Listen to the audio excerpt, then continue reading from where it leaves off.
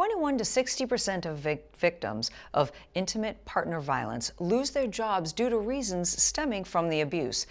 To help make employers more aware and capable of handling a domestic violence situation, the Needham Domestic Violence Action Committee, in partnership with the Newton Needham Regional Chamber, held a presentation called Domestic Violence and Its Impact on Workplace on September 21st.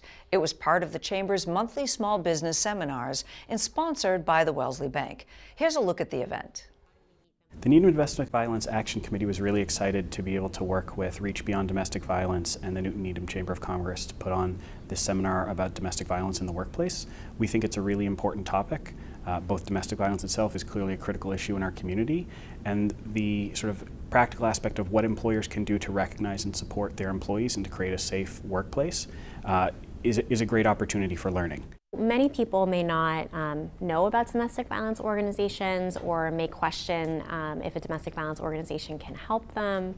They may be really just focused on the everyday needs of themselves, their family, as well as just survival if they're experiencing domestic violence. So while they may not know our hotline number or know to walk through our door, they do walk into their workplace every day. And if that workplace is a place where they can access resources like ours, where they can learn about an organization that may be able to help them, if they can have a supportive colleague who's able to listen and believe them, that can have a tremendous impact on their healing as well as their safety for themselves and for their family. Domestic violence is an issue that impacts the entire community, that there are people who, even if you're not aware of it, might be suffering, they might be the victims of abuse, and that there are some things that employers can do and there are some things that the general public or just a concerned neighbor can do.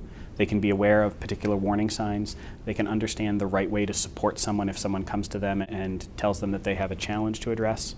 There were some really specific examples that Jessica Teperow gave of ways employers can work to support their staff who might be the victims of domestic violence. So particular policies that could be implemented, ways you can structure questions or how you can be supportive when someone comes to you to report an issue, and warning signs that you can be aware of as an employer. There's so much to consider, both in terms of just really understanding domestic violence and also understanding what they can do, which I think is always important for us to really think about what is my role and how can I help. I think today workplaces are often thinking about culture, how to provide a culture that's fun and inviting to potential candidates or to employees, how to make this a place where people can work and thrive and stay.